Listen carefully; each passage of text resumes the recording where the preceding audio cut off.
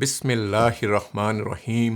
আসসালামু আলাইকুম রহমতুল্লাহি ওয়া বারাকাতুহু।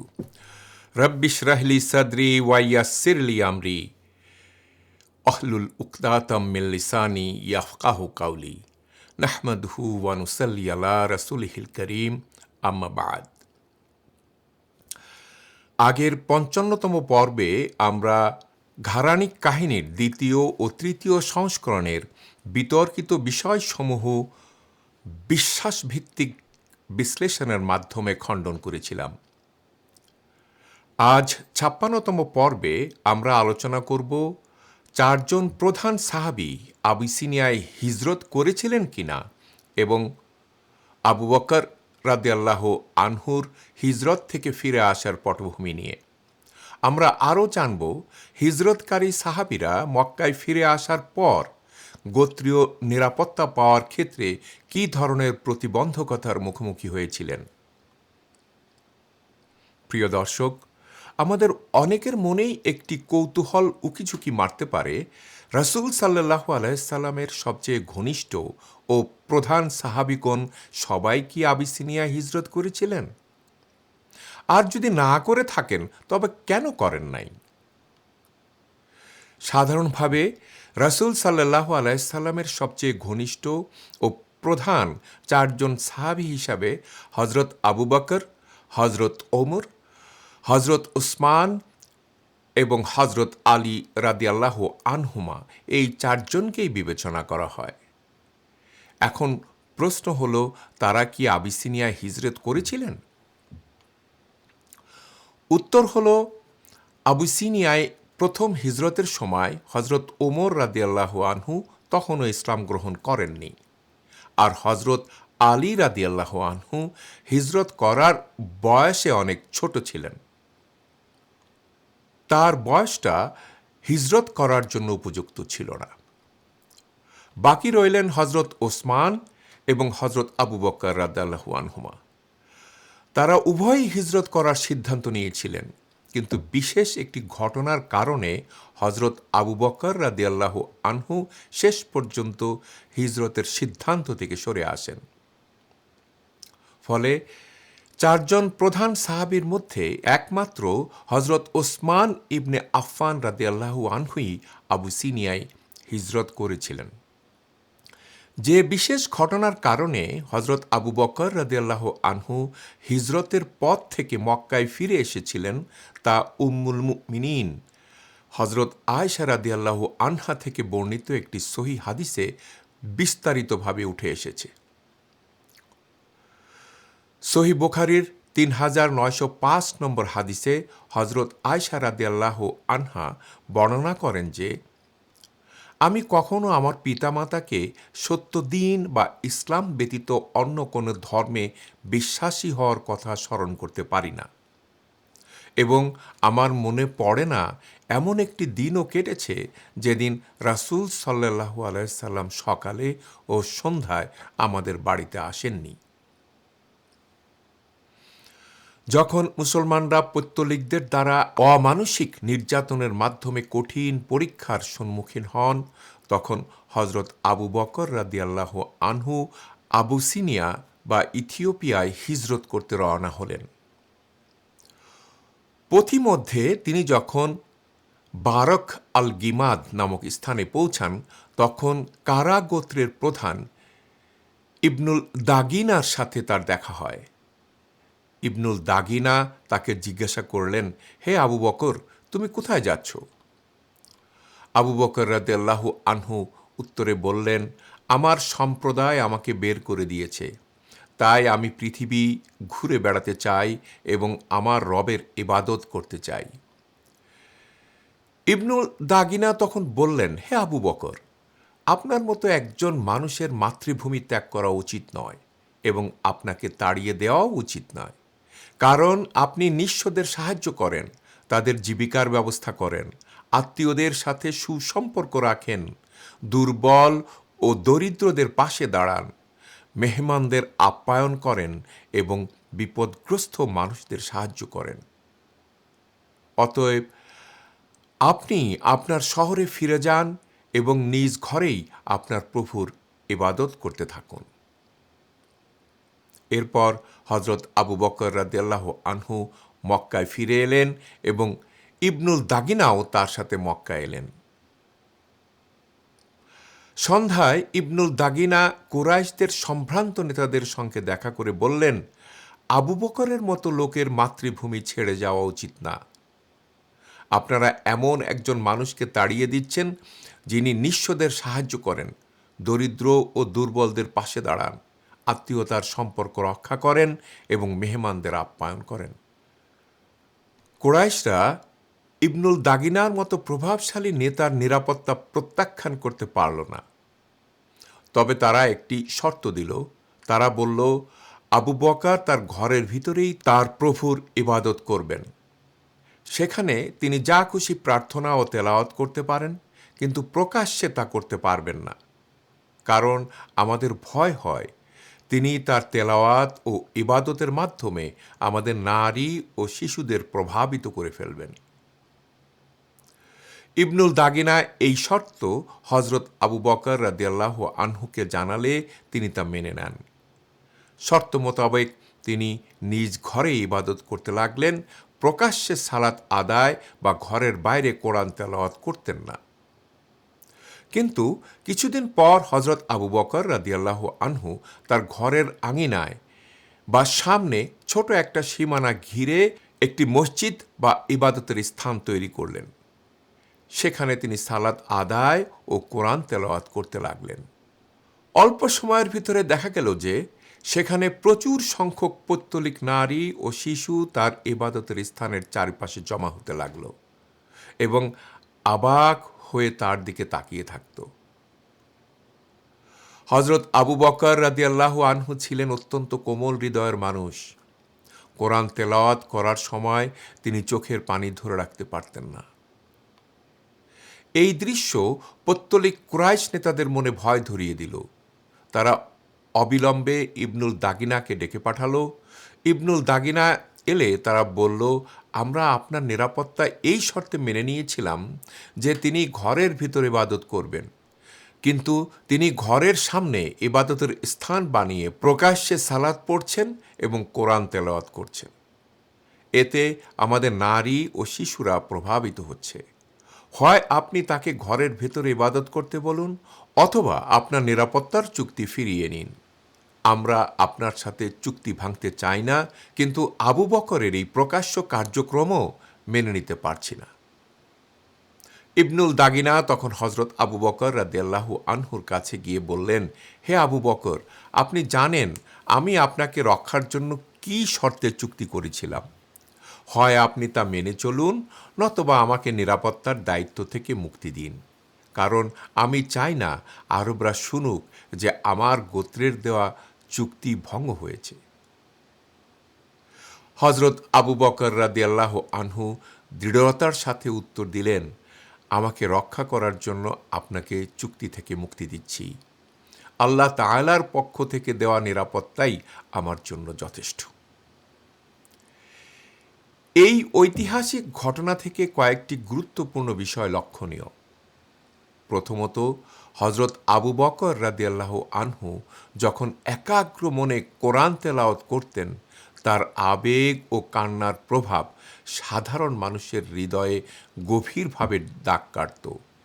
এ কারণেই কুরাইশরা ভয় পেয়ে শর্ত দিয়েছিল যেন তিনি প্রকাশ্যে সালাত বা তেলাওয়াত না করেন।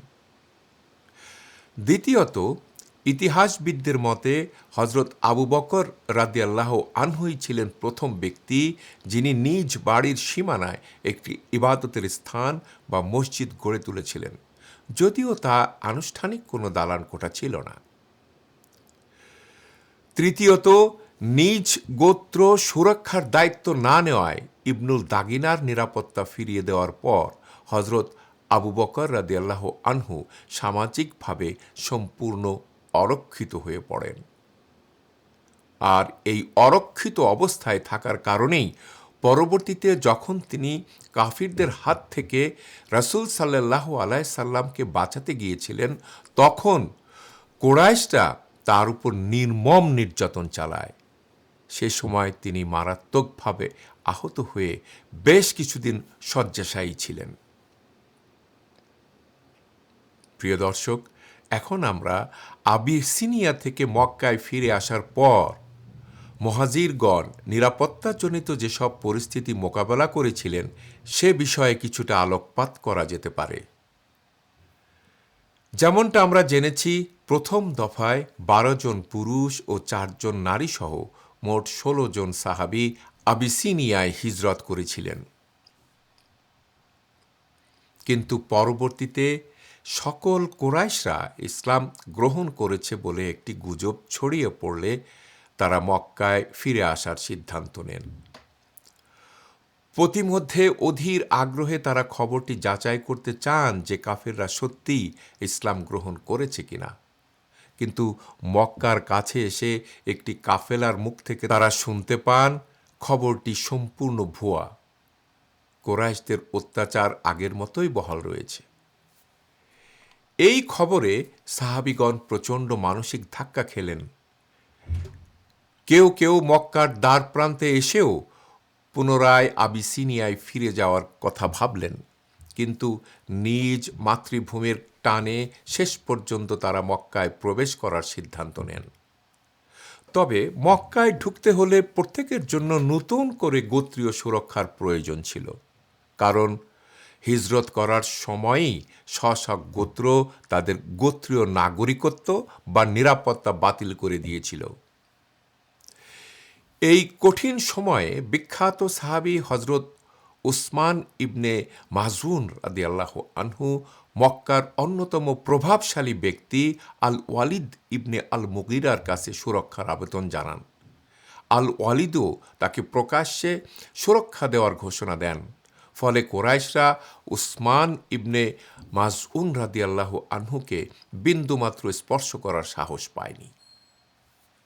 কিন্তু কিছুদিন যেতে না যেতেই হজরত উসমান ইবনে মাযউন দেখলেন তার অন্যান্য মুসলিম ভাইরা মক্কায় নির্মম নির্যাতনের শিকার হচ্ছেন, অথচ তিনি নিরাপদে ঘুরে বেড়াচ্ছেন। এই পরিস্থিতি তার মনে গভীর সহানুভূতি ও অপরাধবোধ তৈরি করল।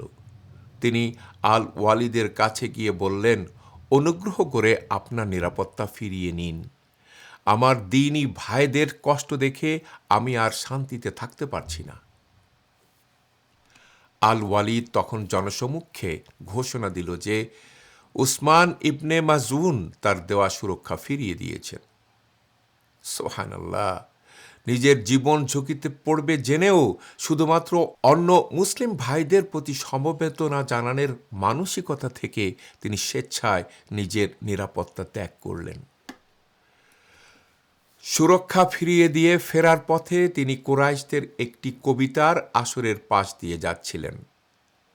সেখানে তৎকালীন বিখ্যাত আরব কবি লাবিদ কবিতা আবৃত্তি করছিলেন। লাবিদ যখন প্রথম চরণ আবৃত্তি করে বললেন, জেনে রাখো আল্লাহ তাআলা ছাড়া অন্য সবকিছু বাতিল বা বিনাশী, তখন সেখানে উপস্থিত থাকা হজরত উসমান ইবনে মাযউন রাদিয়াল্লাহু আনহু বলে উঠলেন, সাদাকতা, অর্থাৎ আপনি সত্য বলেছেন।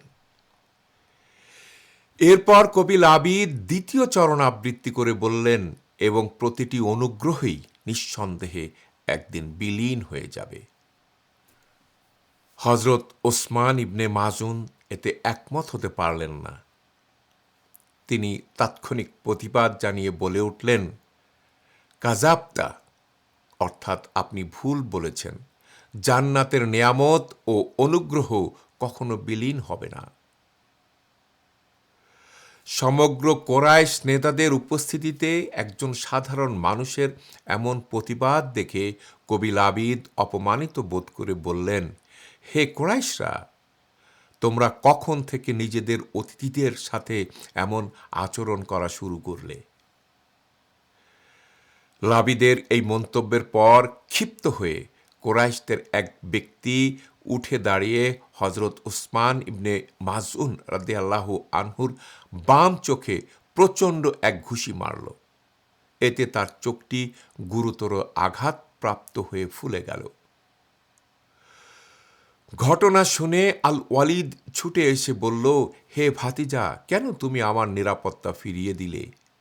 এসো, আমি তোমাকে আবারও নিরাপত্তা দিচ্ছি।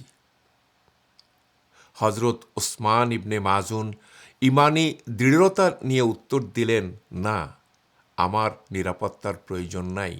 আল্লাহর দরবারে আমার বাম চোখ যে মর্যাদা ও প্রতিদান পেয়েছে, আমার ডান চোখের জন্য তেমন মর্যাদা প্রয়োজন। সুবহানাল্লাহ। পরবর্তীতে রাসূল সাল্লাল্লাহু আলাইহি সাল্লাম বলেছেন, কোনো কবির মুখ থেকে বের হওয়া সবচেয়ে সত্য বাক্য ছিল রাবিদের কবিতার সেই প্রথম চারণটি, জেনে রাখো, আল্লাহ তাআলা ছাড়া অন্য সব কিছুই বাতিল বা বিনাশী। কবি লাবিদ পরবর্তীতে ইসলাম গ্রহণ করেছিলেন। মুহাজিরদের মধ্যে আর একজন বিশিষ্ট সাহাবী ছিলেন হজরত আবু সালামা রাদিয়াল্লাহু আনহু। তিনি ছিলেন রাসূল সাল্লাল্লাহু আলাইহি সাল্লামের ফুফাতো ভাই এবং উম্মুল মুমিনিন হজরত উম্মে সালামার প্রথম স্বামী। হজরত আবু সালামা ছিলেন হজরত আবু জাহাল গোত্র বনু মখজুমের সদস্য। কিন্তু আবু জাহালের তীব্র ইসলাম বিদ্বেষের কারণে তিনি তার কাছে সুরক্ষার জন্য যাননি। তিনি সুরক্ষার আবেদন নিয়ে তার আপন মামা আবু তালিবের কাছে গেলেন। আবু তালিব সানন্দে তাকে নিরাপত্তা দিতে সম্মত হলেন। এই খবর জানতে পেরে আবু জাহাল রাগান্বিত হয়ে আবু তালিবের কাছে কৈফত চাইল। কিন্তু আবু তালিব স্পষ্ট জানিয়ে দিল, আমি যদি এক ভাতিজাকে অর্থাৎ রাসূল সাল্লাল্লাহু আলাইহি সাল্লামকে নিরাপত্তা দিতে পারি, তবে অন্য ভাগ্নেকে অর্থাৎ আবু সালামাকে কেন নিরাপত্তা দিতে পারব না? এই নিয়ে মক্কার নেতাদের মধ্যে চরম বাকবিতণ্ডা শুরু হয়ে গেল।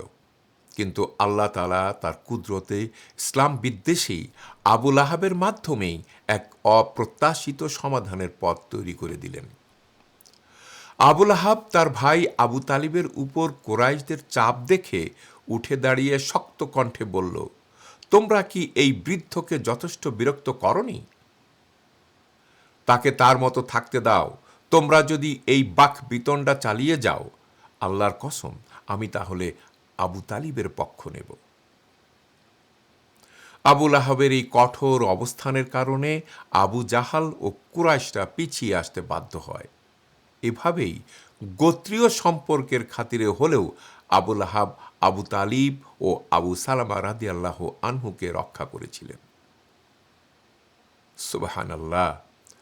যদিও আবু লাহাবের এই সিদ্ধান্ত সাময়িকভাবে ইসলাম ও মুসলমানদের উপকারে এসেছে, কিন্তু ঈমান না থাকার কারণে কেবল গোত্রীয় ভালোবাসার এই কাজ তাকে আখিরাতের শাস্তি থেকে বাঁচাতে পারবে না। তবে এই ঘটনা থেকে একটি বড় শিক্ষা স্পষ্ট হয়, আল্লাহ তাআলা যাকে ইচ্ছা তার মাধ্যমেই নিজের দ্বীনের সাহায্য ও বিজয় এনে দিতে পারেন, সে মুসলিম হোক কিংবা অমুসলিম। বহু বছর পর মদিনায় রাসূল সাল্লাল্লাহু আলাইহি সাল্লাম এই সত্যটি প্রকাশ করেছেন, যা সহিহ বুখারীর 3062 নম্বর হাদিসে বর্ণিত হয়েছে। রাসূল সাল্লাল্লাহু আলাইহি সাল্লাম বলেছেন, নিশ্চয়ই আল্লাহ এই দিনকে একজন পাপিষ্ঠ বা অমুসলিম ব্যক্তির মাধ্যমে সাহায্য ও শক্তিশালী করতে পারেন। প্রিয় দর্শক, পরবর্তী পর্বে আমরা আবিসিনিয়ায় দ্বিতীয়বার হিজরত সম্পর্কে জানব ইনশাআল্লাহ। আমি এখন বিনয়ের সাথে আপনাকে এই সিরাতের সাথে সংযুক্ত হওয়ার জন্য অনুরোধ করছি। এই বরকতময় উদ্যোগে আমাদের সাথে যোগ দিন। আপনিও এই সিরাত সিরিজটি শেয়ার করার মাধ্যমে নিজের জন্য একটি সাদাকায়ে জারিয়ার উৎস তৈরি করতে পারেন। প্লিজ আমাদের চ্যানেলটি সাবস্ক্রাইব করুন, নোটিফিকেশন বেলটি চেপে রাখুন যাতে কোনো পর্ব মিস না হয়, আর এই ভিডিওটি আপনার প্রিয়জনদের মাঝে ছড়িয়ে দিন। আল্লাহ আমাদের সবাইকে রাসূল সাল্লাল্লাহু আলাইহি সাল্লামের সিরা থেকে আলো নিয়ে পথ চলার তৌফিক দিন। আমাদের ঈমান মজবুত করুন, আমাদের আশা বাড়িয়ে দিন এবং আমাদেরকে রাসূল সাল্লাল্লাহু আলাইহি সাল্লামের সত্যিকারের অনুসারী করুন। আমিন। জাজাকুমুল্লাহ খায়রান। আসসালামু আলাইকুম ওয়া রাহমাতুল্লাহি ওয়া বারাকাতুহু।